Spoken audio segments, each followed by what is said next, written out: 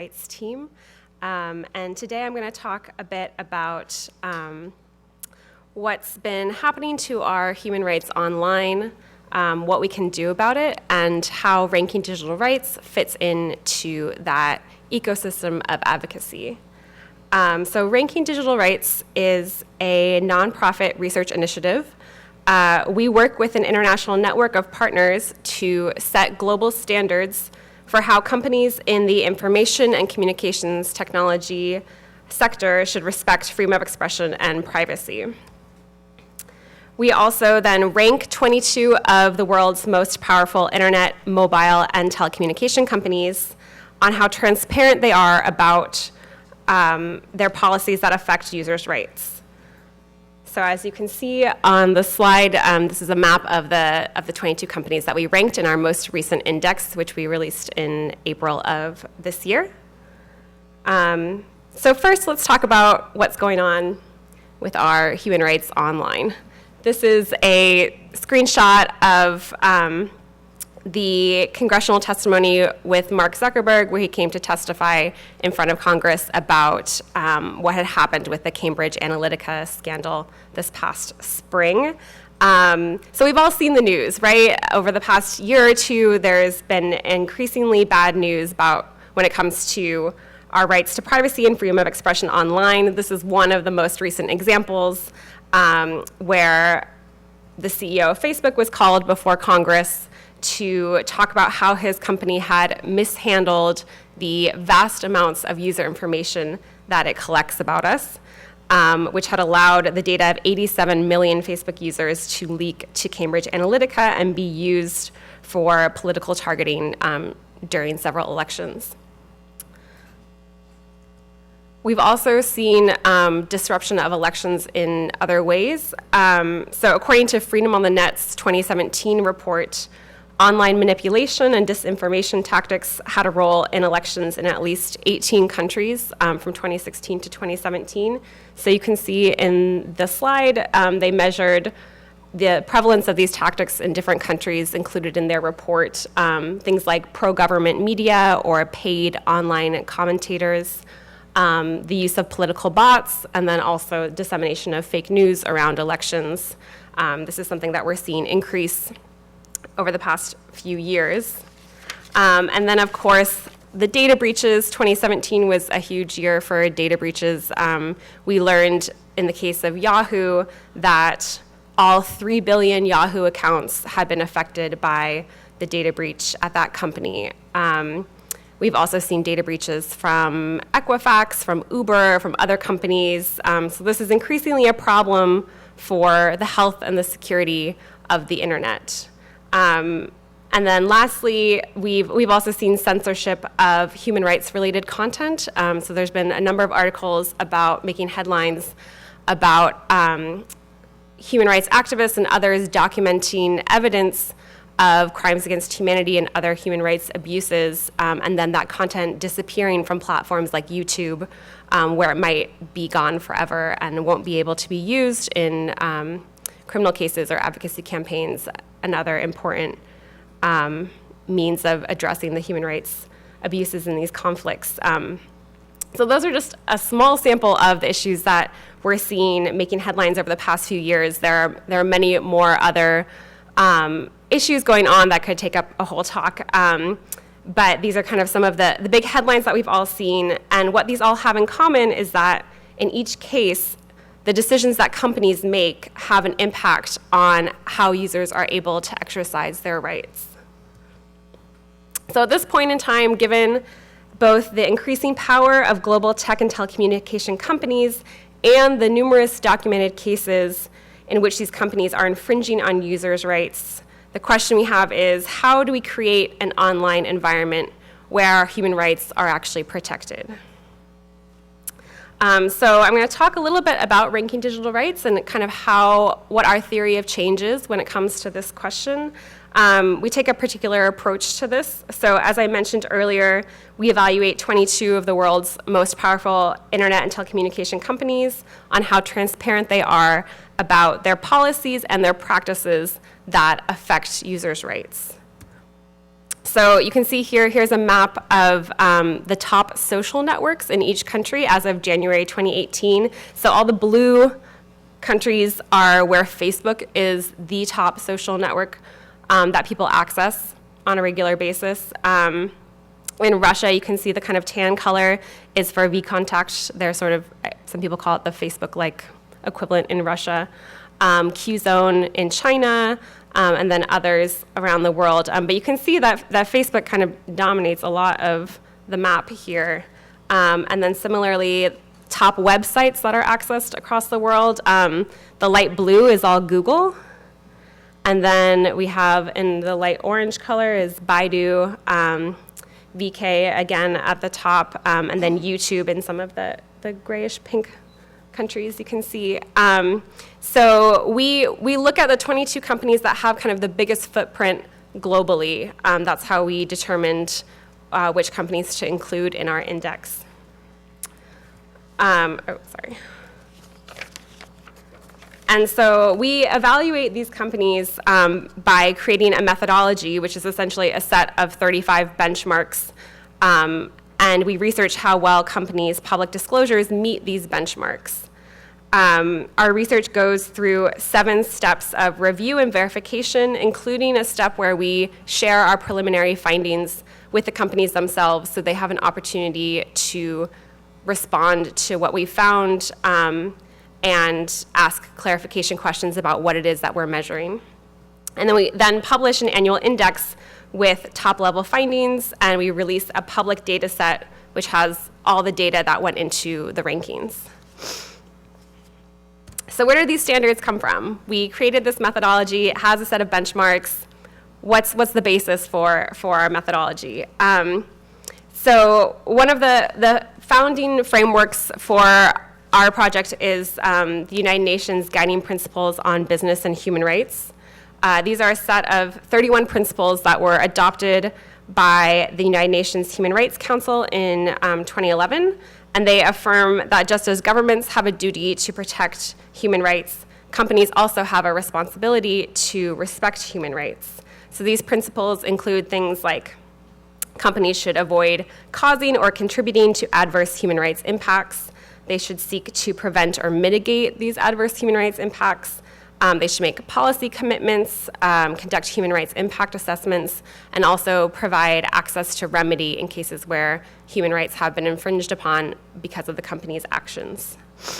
We also take a cue from the Global Network Initiative Global Principles on Freedom of Expression and Privacy. These are commitments that were developed by companies, investors, academia, and civil society, which really focused on getting companies to consider and avoid the adverse impacts of government demands and government regulation on their users' rights. Companies who are members of the GNI commit to implement these principles, and they go through a regular review process. So Ranking Digital Rights methodology builds on these frameworks and also on several years of stakeholder engagement and drafting with a range of different organizations, companies, academics, and others who influenced our work and came to a consensus on what the sort of baseline things companies should be doing to demonstrate their respect for users' rights. So our index measures how transparent companies are. We're just asking companies to disclose what they do, what their policies are, what their commitments are. To be honest, it's a pretty low bar. It's not covering everything that companies should be doing in order to be respectful of human rights, but the idea is this is kind of the baseline of what companies who care about human rights can do to demonstrate their commitments. And there are also other important conversations to be had about these companies' business models, whether these practices and policies are sustainable or compatible with a human rights-focused online ecosystem. Those are also important conversations, but we're focused on the transparency part as a first step in that conversation to get companies to talk about what it is they're actually doing. So, what does the Ranking Digital Rights Index tell us? These are our findings from the 2018 index, which we released in April. So you can see we rank on the top as the internet companies. On the bottom is the telecommunication companies. And it has their total scores as well as the breakdown of their scores for the 3 different categories in our methodology. These categories are governance, freedom of expression, and privacy. So in each one of those categories, there's a subset of benchmarks that have indicators and element questions that lay out what companies should be disclosing about their practices. So a couple of things I want to point out about the findings. You'll see, for example, Google, Microsoft, and Oath rank top 3 overall. This doesn't necessarily mean that they're the best companies or that these are the companies that I would point to if someone was asking if, let's say, a human rights advocate in Azerbaijan said, you know, which companies should I use? This isn't necessarily like a foolproof indicator of that. It's an indicator of how transparent these companies are. So the top 3 companies are the ones that are disclosing the most information about the most things, since that's what we measure. We measure transparency. And the results show that there's still gaps in disclosure for all of these companies. So some of these companies do particularly well in some areas and fall short in others. And you'll notice the scores in the left-hand column indicate that only 2 companies, Google and Microsoft, got a D, if we were looking at this from an academic lens. But the rest of the companies got Fs. So no one's doing great. And there's definitely room for improvement for everyone. But it's a tool. It's a tool to push companies to be better, to disclose more, and the methodology gives a roadmap for companies to do that. This year, we also published data on year-on-year trends. So we kept the methodology consistent from the 2017 index to the 2018 index, which allowed us to show where companies are either improving or declining in their disclosure. And our findings this year showed that almost all the companies had at least some improvement. And you can see in the graph, Apple, for example, had the highest improvement year on year. They improved their disclosure of their governance policies. They also improved in several areas where they disclosed information about their policies or their practices that they were already doing or they already had in place. They just hadn't focused on disclosing that information to the public, to their stakeholders. So we saw a relatively large improvement from Apple this year in those areas. Twitter also had improvement in several areas around their human rights impact assessments, as well as how they respond to third-party requests, like government requests to remove content or restrict accounts on their platform. The telecommunications company Telefonica improved their transparency reporting, which for those who aren't familiar, a lot of companies now are adopting this practice where they release transparency reports that include information about their process, either for responding to takedown requests, removal requests, or requests to hand over user information. For the telecommunication companies, and Telefonica in particular, they disclosed more information about how they respond to network shutdown requests from governments, and I'll go a bit more into that in a few minutes. And then, so I've also highlighted, you'll see the 3 arrows that point to the telecommunication companies that joined the Global Network Initiative in the past year, or it was March of 2017. So Telefonica, Vodafone, and Orange all joined the GNI in the past year. So we saw improvements from all 3 of those companies where they made meaningful changes to their disclosed policies and commitments as part of their joining the Global Network Initiative. And then the last thing I wanted to highlight for the year-on-year comparison is the Chinese companies. So I circled Baidu and Tencent, which both had improvements in their disclosure from the previous year, mostly in the area of how they handle user information. So in the area of their privacy policies, what information they collect and retain, those kind of practices. So it shows that even in some of the more restrictive political environments, all of the companies in our ranking still have areas where they can improve their disclosure.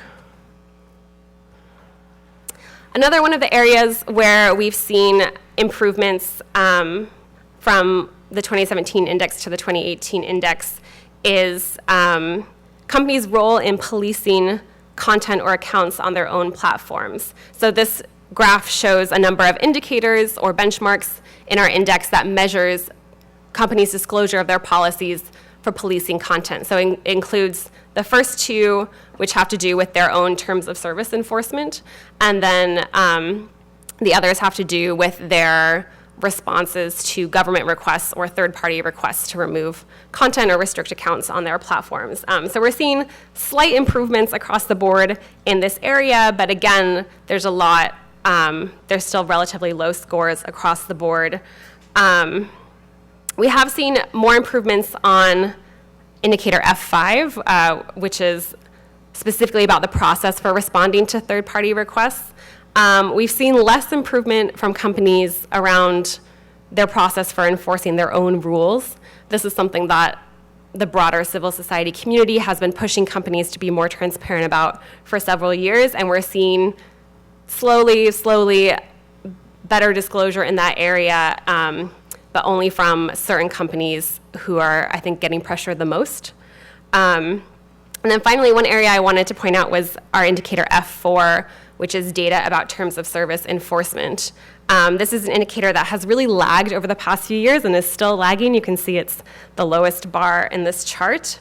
But we are starting to see steps toward improvement in this area. And again, this really has to do with a collaborative effort from a number of organizations and individuals who have been working on this issue to get companies to disclose actual data about their actions that they take to enforce their own rules on their platform.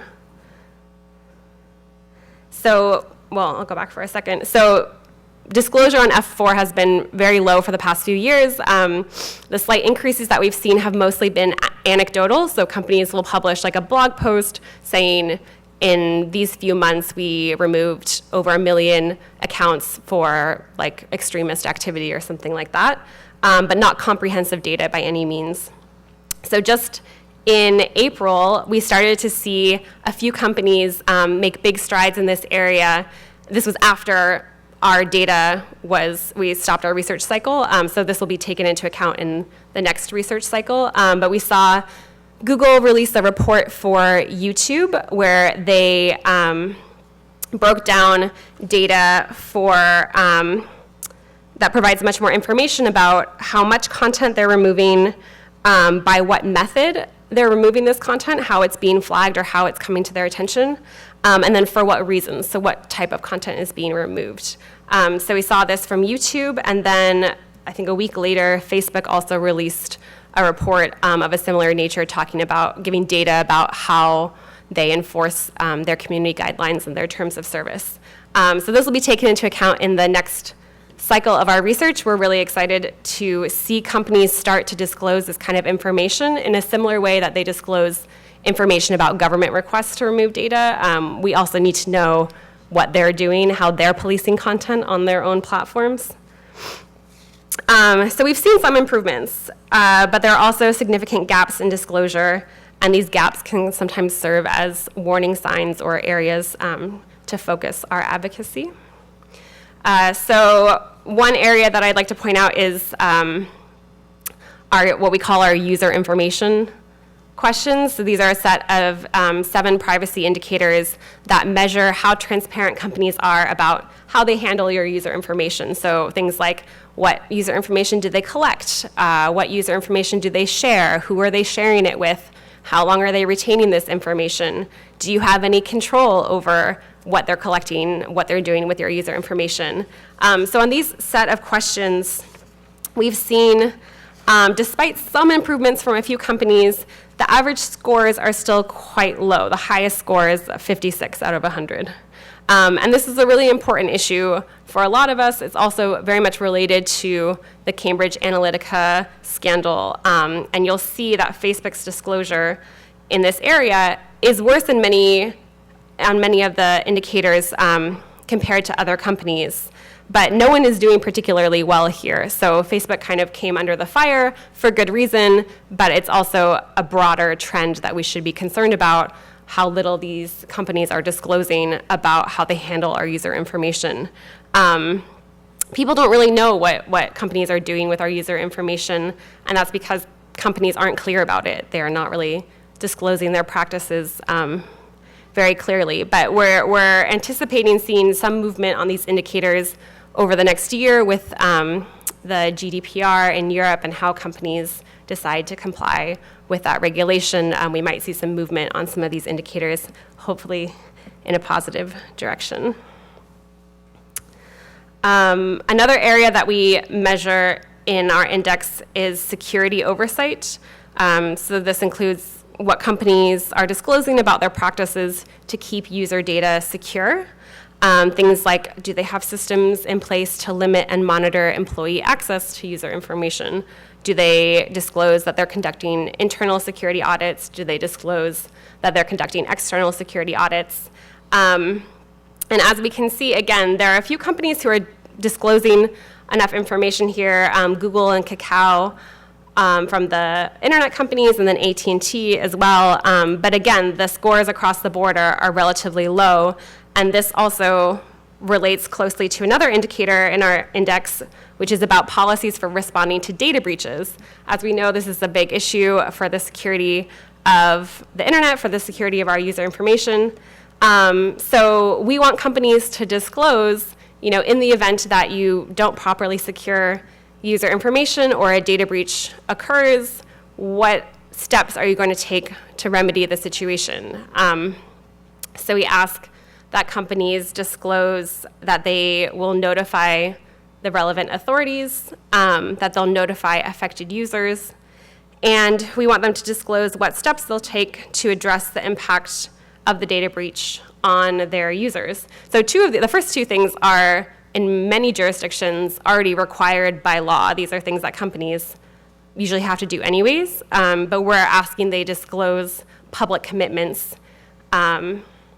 to do this, and then also to make clear to users what they'll do about the adverse impacts that might affect users because of these data breaches. So we've seen very few companies disclosing these commitments, even though it's a pretty low bar for companies to disclose that they will do what is legally required, and then also what steps they'll take to remedy the situation. So this is an area that we've been watching to try and push companies to be more transparent and get them to improve their policies.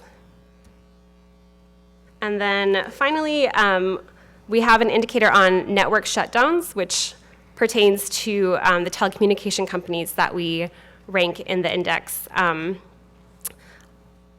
From a number of civil society organizations have been doing research on this issue over the past few years. Access Now, in particular, has been documenting the prevalence of network shutdown requests or demands around the world.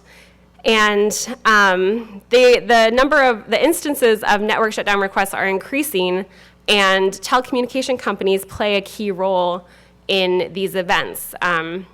So we understand that oftentimes companies are constrained in how they can respond to these kinds of demands, but we want them to have clear policies in place for what their process looks like for responding to these requests, and we want them to disclose that information so their users have that information as well. And again, this is an area where we have seen some improvements in disclosure over the past year. You can see this is a year-on-year comparison between the 2017 scores and the 2018 scores. However, disclosure across the board remains low. No company scores over 50% on this indicator. So what does all this data tell us, and how does it help us kind of move toward holding companies accountable for their impact on human rights online? One of the things that this data tells us is it helps us understand kind of what the problems are and what the gaps, where there are gaps in disclosure, and then hold companies accountable for how their actions and their stated human rights commitments compare to their disclosed policies. So an example of this that comes up a lot is the terms of service enforcement indicators. So we want companies to be transparent about what their rules are, either in their terms of service or their community guidelines, and how they enforce those rules. That isn't enough to ensure that their policies are sound, that they're enforcing them in a consistent way, as we've all seen with some of these companies. It's often a very incoherent set of policies in terms of how they're stated or how they're implemented. But without forcing companies to disclose what the policies are, there's no way for us to engage with those companies, to improve their policies, or to have a sense of how their internal policies align with how they're actually implementing their enforcement in practice. So transparency can help us have a better conversation, have better advocacy campaigns, more targeted advocacy campaigns. It's not a fix in and of itself, but it can increase trust between users and companies and help kind of build that, bridge that relationship. It also gives stakeholders information they need to push companies to improve their practices. And it provides data to show where companies are failing to disclose important information. It also shows where there's room for improvement, especially when we look at companies in similar jurisdictions. If one company is outperforming the other, it's clear that there aren't legal restrictions preventing that company from disclosing information because other companies in that jurisdiction are able to disclose that information as well. So what can you do with this information if you are interested in using it? There's a lot of things that you can do. We put our methodology online, so it can be used as a framework for asking companies questions. If you're an investor, there's information on our website for how to use the index findings, including an investor brief. So I put an excerpt from our investor brief up there with key questions that investors can ask companies in order to push companies to adopt better policies that are more respectful of human rights, and also ask them, if they don't have those policies, why don't they have them?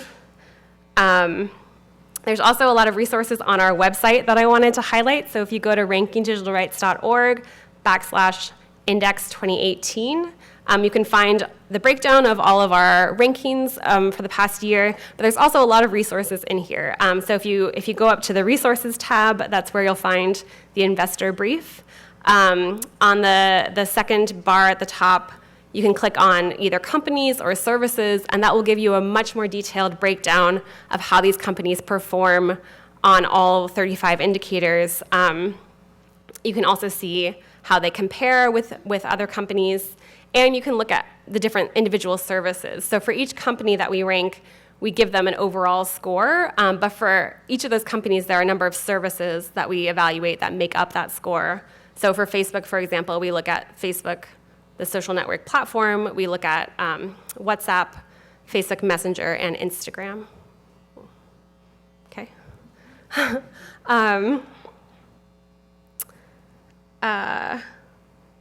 And then the last thing I wanted to point out is the download button up there is where all our data lives. So if you are a person who loves to work with data, if you love to work in spreadsheets, you can find and download our entire spreadsheet with all of our data, everything that went into the rankings this year. And we encourage you, if you like to play around with data, definitely download it and play around with it. There's a lot of different ways that you can work with the data to find interesting comparisons between companies. You can also highlight issues that are important to you by digging through the indicators. And so if you're interested in doing that, feel free to do it, but we'd also love to hear about it if you decide to do some of that digging around. Sorry, I'm having a hard time now reading my notes because the lights keep changing. And then finally, adaptations of our methodology. So as I mentioned, our methodology is all available online.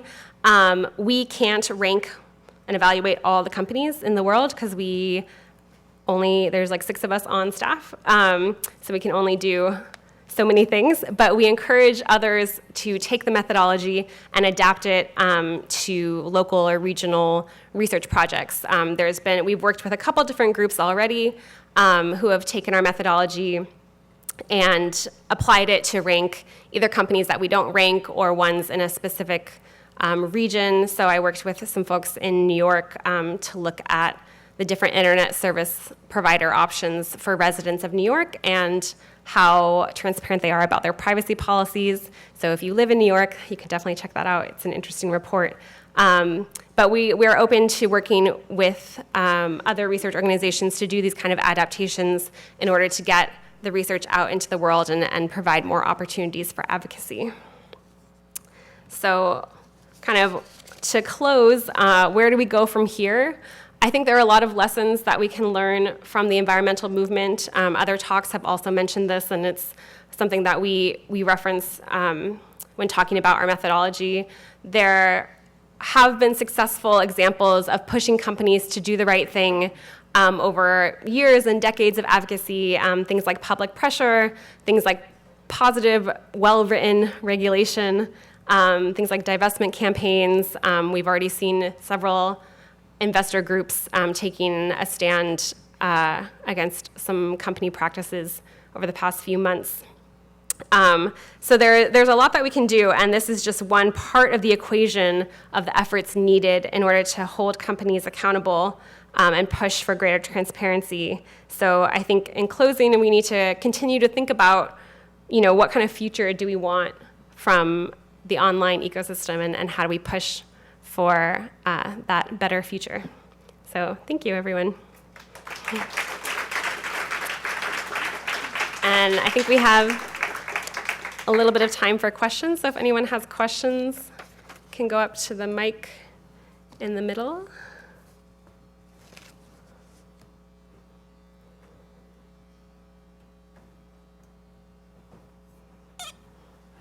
Hi.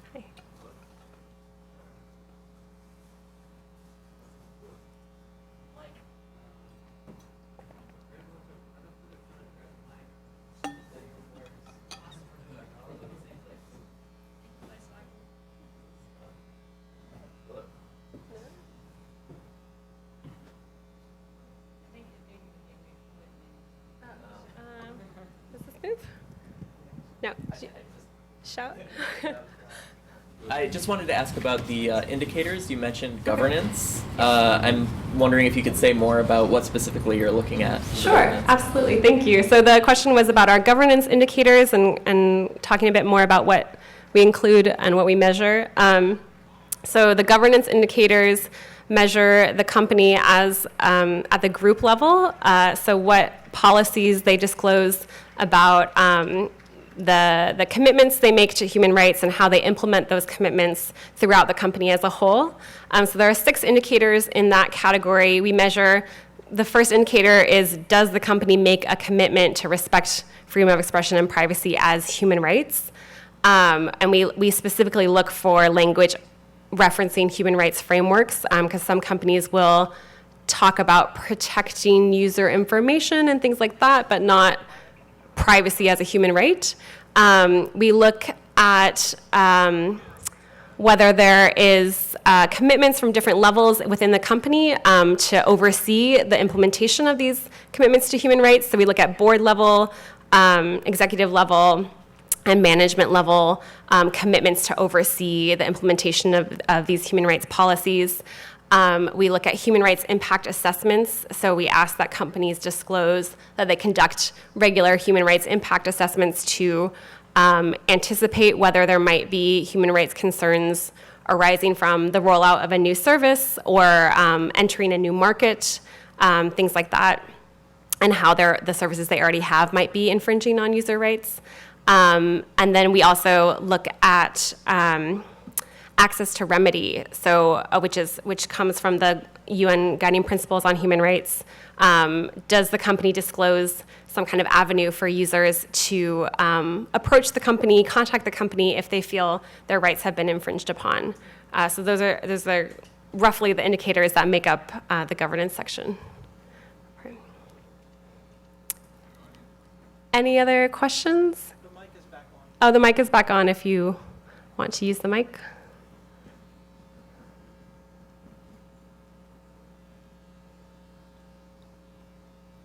I don't see anyone getting up, so if there are no more questions, you'll feel free to contact me if any questions come up or if you're interested in learning more about our index or the methodology, I'm always happy to talk about our methodology.